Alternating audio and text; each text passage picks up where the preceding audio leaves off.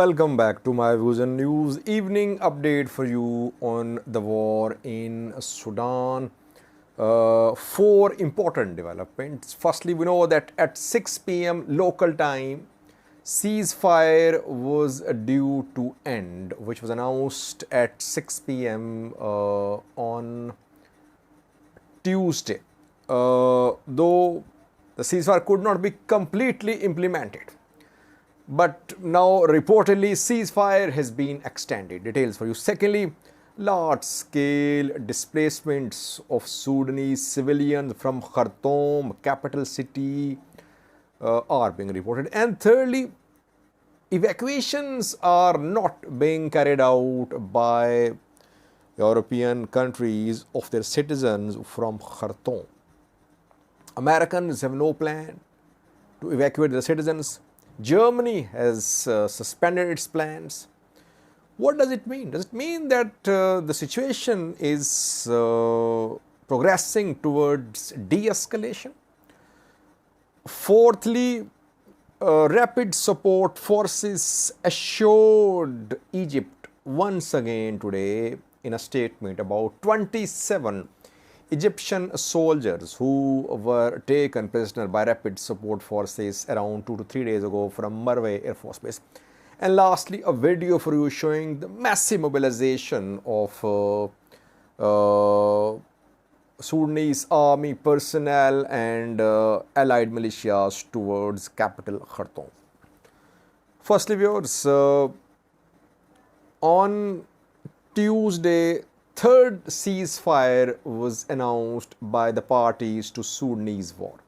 24-hour long ceasefire, which was implemented on 6 p.m. At 6 p.m. local time on Tuesday. At 6 p.m. local time today, it was due to expire. Though the ceasefire could not be completely implemented. It collapsed. We saw clashes because during this ceasefire, reportedly RSF fighters attacked markets, banks, and Sudanese army claims that a branch of central bank was looted by RSF fighters in Khartoum. Later, they set the branch on fire. And we received reports about clashes in several parts of Khartoum. So, ceasefire could not be completely implemented. But good thing is that ceasefire is being renewed. If it is a ceasefire, by the way. Now the two parties have agreed on extension of ceasefire for another 24 hours. From 6 p.m. Wednesday till 6 p.m. Thursday, the two parties have agreed to hold fire. Let's see how far the ceasefire will be implemented. This is fourth ceasefire announced by the parties to the conflict by RSF and Sudanese military. But on the ground, especially in Khartoum, near Khartoum and in western Sudan, we're seeing no ceasefire, though intensity of fighting has decreased. No one can deny that. Intensity of frequency of airstrikes has decreased as well. But basically, there is no complete ceasefire on the ground. Fighting still ongoing for the control of main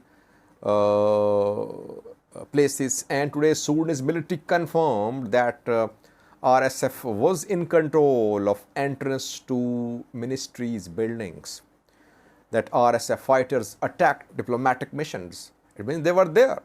They managed to reach there. RSF claims to be in control of Sudanese military headquarters, Khartoum International Airport, Presidential Palace. Sudan military denies, but the military acknowledges the presence of RSF fighters in the vicinity of all these strategic places in capital Khartoum. So overall, we can say that situation is unchanged since yesterday. Small-scale clashes in some areas. RSF trying to get reinforcements. It is targeting markets, looting supplies from there. Banks are being attacked by RSF fighters, but no signs of withdrawal or collapse of RSF fighters or collapse of Sudanese military. Firstly, let's see how this 24-hour long ceasefire be implemented or respected. Secondly, massive displacements of civilians are underway from Khartoum city. People are trying to exit Khartoum. No matter where they end up, they just want to be out of Khartoum. Social media platforms are flooded with messages. People want to know the safe route because fighting is ongoing in Khartoum. Streets are, there are large number of, there's large number of dead bodies on the streets of Khartoum and fighting as well. So people want to take safe routes. That is why they're contacting other people and they are leaving Khartoum. Thousands left Khartoum today reportedly. Maybe this ceasefire is for, it is a way of giving some space to civilians to leave Khartoum. Because in Khartoum, water supply cut off, electricity supply cut off, markets closed, being looted, hospitals under attack, closed, police stations being attacked by RSF fighters. They are stealing weapons, capturing weapons. It means people cannot survive here for long. They'll have to leave the area. So that is why families, children, elderly, all are trying to leave Khartoum city. Thousands are leaving capital. Thirdly, evacuations. Why is the international community is not actively evacuating its citizens from Khartoum? US says it has no plans to evacuate its citizens from Khartoum. Germany has suspended its plan to evacuate citizens. Japan announced today to evacuate citizens. Most countries are not evacuating their citizens. Why? Does it mean that situation is progressing towards some sort of de-escalation, ceasefire? Because there could be announcement of ceasefire in respect of Eid as well. Muslims celebrate Eid al-Fitr after month-long fasting. So Eid will be celebrated, I think, on after 2 days, I think, 2 or 3 days. So there could be announcement of ceasefire in respect of Eid al-Fitr too. Whatever the case is, evacuations by international community are not being done in most cases. But people are leaving, displacements ongoing. Fourthly, once again, rapid support forces assured Egypt today in a statement 27 members of Egyptian military are in the custody of rapid support forces. RSF says that members of Egyptian military are safe. Their families should not worry. Care, treatment is being provided. They are safe and they'll be handed over as soon as things are under control and they can, as soon as situation improves in terms of law and order situation, security situation. So RSF is trying to ensure that Egypt does not become involved in this conflict. Question is, why did RSF fighters kidnap Egyptian soldiers?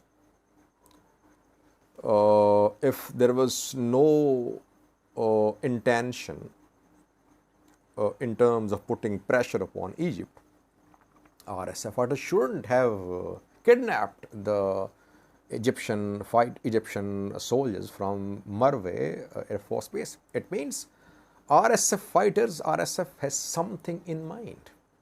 Either it wants to keep Egypt under pressure, or it wants to trade, it wants to use these prisoners as a bargaining chip.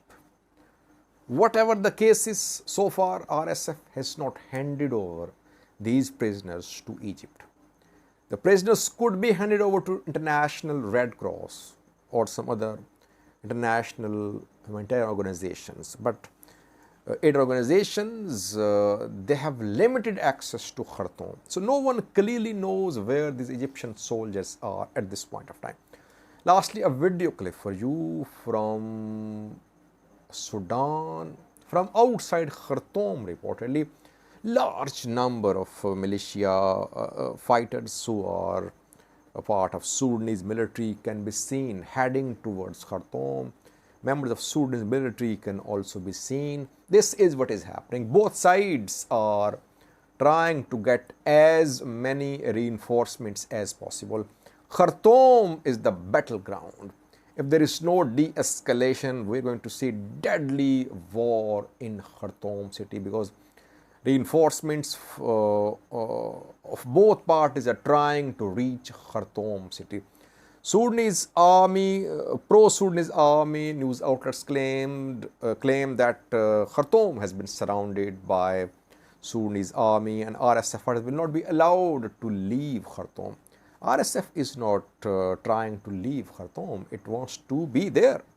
It wants its reinforcements to enter Khartoum. Watch the clip showing reinforcements of Sudanese military heading towards Khartoum city. Thank you for watching.